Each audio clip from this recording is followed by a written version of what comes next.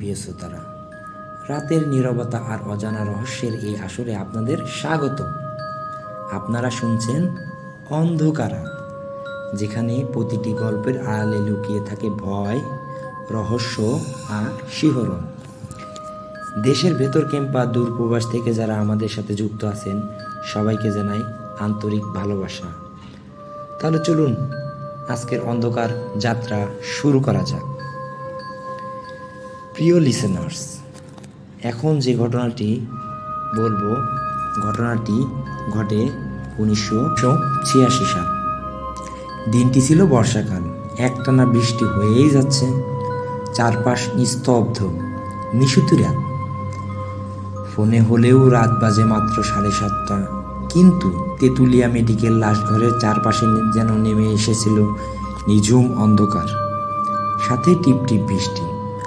আমি একটু আগেই ভ্যান নিয়ে আসলাম এখানে, উদ্দেশ্য ছিল শাহামত কাকাকে লাশটা বুঝিয়ে দেব। পুলিশ কেস, লাশটা একটা যুবতী মেয়ের, বয়স 24 হবে, স্বামীর সাথে রাগ করে বিষ খেয়েছে। পুলিশ আসতে আসতে ফুলে ঢোল হয়েছে লাশটা।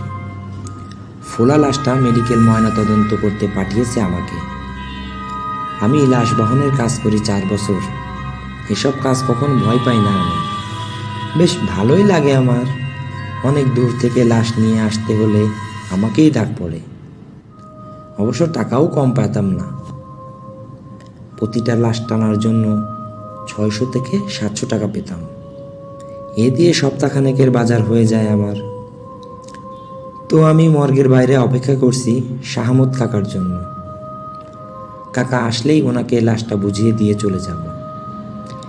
এভাবে প্রায় সময় আমাকে মর্গের বাইরে বসে থাকতে হয়। সরকারি চাকরি করে শাহামত কাকা, তাই কোনো সময় আসে সেটার কোনো ঠিক থাকে না, আর লাশ ফেলেও রাখে, যাবার উপায় নেই। শাহামতের হাতের আঙ্গুলের ছাপ একটা সরকারি কাগজে নিতে হয় আমাকে। এই ছাপের জন্য প্রায়ই আমাকে বসে থাকতে হয়। এই অপেক্ষার সময় বিড়ি খেয়ে কাটিয়ে দিই। 5 দিন আগে একটা লাশ নিয়ে এসেছিলাম, সে সময় বেশ টাকাও পেয়েছিলাম, তাই আজকে মনটা বেশ ফুরফুরে আমার। তাই সময়টা মন্দ কাটছে না। মর্গের বাইরে একটা ছাউনি আছে, সেই ছাউনিতে বসে বসে আর একটা বিড়ি ধরালাম। বিড়ি খাবার অভ্যাস সেই ছোটবেলা থেকেই আমার। একসময় পান বিক্রি করতাম রেল লাইনের বস্তিতে। সেখান থেকে চলে আসি 15 বছর বয়সে। সেই থেকে ভ্যান চালাই আমি। এই পেশায় খুব একটা টাকা আসে না দেখে থানার দারোগা বাবুর হাতে পায়ে ধরে 4 বছর আগে লাশ টানার কাজটা পেয়েছিলাম। সেই থেকে কপাল খুলেছে আমার। 2 বছর আগে বিয়েও করেছিলাম, কিন্তু সংসার টেকেনি। আমার বউ শেফালি নাকি রাতের বেলা আমার শরীর থেকে লাশের পচা গন্ধ পায়। মাস 3 আগেই তাই তালাক দিয়ে চলে গেছে আর একটা লোকের সাথে। ভাবতে ভাবতে সময় কাটাচ্ছি। অনেকবার চেয়েছিলাম এই পেশা ছেড়ে দিব, কিন্তু পারিনি। পেটের দায়ে এখনো এই পেশাই পড়ে আছি। বৃষ্টি থেমে গেছে একটু আগে, এর মাঝেই আমি একটু ঘুমিয়ে পড়ি। এমন সময় হঠাৎ করেই আমার সামনে এসে হাজির হলো শাহামত কাকা। বয়স 15 ছুঁই ছুঁই, কিন্তু এখনো শরীরে প্রচণ্ড শক্তি। সারাদিন ঘুমায়, রাতে এসে লাশ কাটাকাটি করে।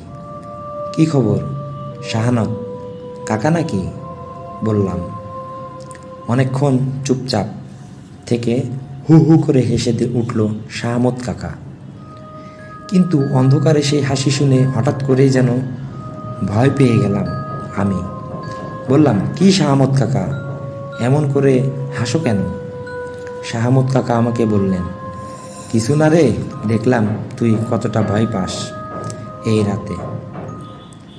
এই কথা বলার পরেই আবার হাসি শুরু করে দিলেন। রেগে গেলাম আমি, আর বললাম, আর তুমি যে আমারে এতক্ষণ বসায় রাখলা, এই লাশ ঘরের সামনে বইতে বইতে আমার পা 2খানা শেষ হয়ে গেল। এতক্ষণ যে বৃষ্টি হয়েছে, এতক্ষণ যে তুমি বৃষ্টিতে ভয় পাইলা। শাহামত কাকা আমাকে বলল, আমার ঘর থেকে বাড়িতে দেরি হয়েছে, ভাবলাম থানা থেকে লাশ আসছে, তোমারে বসাইয়া রাখবো না, কিন্তু হঠাৎ বৃষ্টি শুরু হইল, কি করব? আমার কাছে তো ছাতা নাই, তাই বৃষ্টি না থামা পর্যন্ত বের হইতে পারিনি। আমি তাকিয়ে দেখলাম শাহামত কাকার শরীর শুকনো, তবে সে একটা সাদা কাপড় লুঙ্গির মতো পরে আছে, মুখে খোসায় খাসা দাড়ি, সাথে খালি গায়ে সাদা লুঙ্গি পরিহিত শাহামত। শাহামত কাকাকে দেখে খানিকটা ভয় পেলাম। তো আমি বললাম, কাকা, ও কাকা, কাগজটাতে একটা টিপ মাইরা দাও, চইলা যাই, রাইত হয়েছে তো, বাড়ি যাবো। পকেট থেকে কাগজ বের করে এগিয়ে দিলাম শাহামত কাকার দিকে, কিন্তু কাকা যেন দেখেও দেখল না, বলল, তা তো যাবাই, কিন্তু আজকে আমি যাইতে দিব না, তোমারে আমার লাশ খেলা দেখাবো। বলেই আবার হু হু করে হেসে ফেলল কাকা। আমি বললাম, না না না, আমার কোনো ইচ্ছা নাই দেখার, তুমি কাটো তোমার লাশ, আমারে টিপসই দাও, আমি চইলা যাই। বলেই উঠে পড়লাম, কিন্তু কাকা আমার বাম হাত ধরে টেনে নিয়ে গেল লাশ কাটা ঘরের সামনে। কোমর থেকে চাবি বের করে খুলে ফেলল দরজা, তারপর চাবির গোছাটা ভেতরে রেখে ভ্যানের সামনে নিয়ে আসলো আমাকে। এখন ধর তো, নিয়ে যাই ভেতরে। আমি না করলাম না। দুজন মিলে মেয়েটার লাশটাকে তুলে নিয়ে গেলাম লাশ ঘরের ভেতরে। সেখানে একটা সাদা কাপড় পাতা, টেবিলের উপর লাশটা রেখে বাতি জ্বালিয়ে দিল কাকা। তারপর হেঁটেই গিয়ে একটা 40 পাওয়ারের বাতি জ্বালিয়ে দিল। এই আলোতে অন্ধকার যেন বেশি চেপে বসলো, আশেপাশে কিছুই দেখা যায় না। কোথেকে একটা বক্স নিয়ে হাজির হলো কাকা, সেটা খুলে বের হলো একটা ধারালো ছুরি, সেটা দিয়ে লাশ বাঁধার বটির বাঁধন খুলতে খুলতে বলল, আজকা তোমারে লাশ কাটা দেখামু, কোনোদিন দেখলা না কেমনে আমি লাশ কাটি। হ্যাঁ বলে হাসি হাসি মুখে তাকালো। হাসিটা থেকে হঠাৎ ভয় পেয়ে গেলাম আবার, কেমন যেন একটা চড়তা চলে কাকার মাঝে। সম্মোহিতের মতো মাথা নেড়ে সম্মতি জানালাম। তারপর দেখতে গেলাম কি করে কাকা। অদ্ভুত একটা পরিবেশ তৈরি হয়েছে চারপাশে। এই অন্ধকার রাতে একটা স্যাঁতস্যাঁতে গন্ধ, সাথে আর একটা পচা গন্ধ ভরে গেল সারা ঘর। আমার ভয় হাত পা থরথর করে কাঁপছে। আমি তাকিয়ে আছি সামনে রাখা লাশের দিকে, গন্ধের উৎস হয়তো সেখানেই। আস্তে আস্তে 4টা দড়ি কেটে লাশের উপর থেকে পাটি সরিয়ে ফেলল। তারপর সে লাশের উপর সাদা কাফনের কাপড়টা সরিয়ে দিল। বাঁধন খুলতে গিয়ে আমিও হাত লাগালাম। উপরের দিকে কাপড়টা খুলতে গিয়ে আমি দেখলাম এক অনিন্দ সুন্দরীর মুখ। এখন ফুলে ফেপে ঢোল হয়ে গেছে। চোখের নিচে নাকের ফুটো দিয়ে চাপ চাপ রক্ত। একটা দীর্ঘশ্বাস ফেলে আমি বললাম, আহা, কত সুন্দর ছিল। এখন কেউরে ছুঁয়েও দেখব না। একদিন হয়তো কতজনরে বিয়া করতে চাইতো, নিজের বউ বানাইতে চাইতো, আজকে হেরাও স্বপ্নেও পাইতো চাইব না। কি আজব দুনিয়া। নাসামত কাকা খ্যাক খ্যাক করে কেশে কাকা বলল, আরে 2 পয়সার দাম নাই, জিনিস লইয়া মানুষের ভাব কত। ধরে দেখো না, এই মাংস এখন কাউরে দিলেও নিব না, কিন্তু দুনিয়াতে কত অহংকার মারে, সবসময় মাংস নিয়া। দুনিয়া সাইরা চলে গেলে কিছুই থাকবো না, বলল শাহমত কাকা। বলে আবার হাসি শুরু করলো। মনটা খারাপ হয়ে গেল। আবার এক অদ্ভুত লাগলো। কিছুক্ষণ পর পর এভাবে কেন হাসছে কাকা? কাকার এমন খিস্তি হাসি শুনে আরো বেশি মন খারাপ হলো আমার। আজকে যেন বেশি বেশি হাসছে সে। কাগজে টিপ না দিয়ে লাশ কাটা ঘরে আটকে রেখেছে আমাকে। এক নজরে দেখতে লাগলাম কাকা কি করে। কাকা একটা ধারালো কাঁচি দিয়ে মেয়েটার উন্মুক্ত শরীরের বুকের মাঝখান থেকে ধরে এক টানে সোজা কেটে ফেলল নাভি পর্যন্ত। সাথে সাথে ফিনকি দিয়ে ছুটল রক্ত পড়া। কত থেকে এক গ্লাস পানি এনে ঢেলে দিল সেই রক্তের উপর। সাথে সাথে ধুয়ে পরিষ্কার হয়ে গেল অনেক রক্ত। জীবন্ত মানুষের অপারেশন করতে অনেক কষ্ট, কিন্তু মরা লাশের অপারেশন করা অনেক সহজ। এরপর সে লাশের দুই দিকে সুই দিয়ে চামড়া টান টান করে ট্রের সাথে লাগিয়ে কাটা শুরু করল। লাশের বিভিন্ন অঙ্গ প্রত্যঙ্গ। লাশের শরীর ফোলার কারণ বোঝা গেল এবার। মেয়েটা অনেক মোটা ছিল, সারা চর্বি ভর্তি। এই চর্বিগুলো হলদে আকার ধারণ করেছে মরার পর। সেই চর্বিগুলো কেটে কেটে একটা বালতিতে ফেলে দিল শাহমত কাকা। অনেক দিনের অভ্যস্ত কাকা, অনেক নিখুঁত হাতে একটা করে অঙ্গ প্রত্যঙ্গ কাটছে খালি হাতে। তার একটা ওজন যন্ত্রের উপর রেখে ওজন নিচ্ছে, তারপর টেবিলের আরেক পাশে সেই অঙ্গগুলো রেখে দিচ্ছে সাজিয়ে। হাঁ করে তাকিয়ে দেখলাম আমি।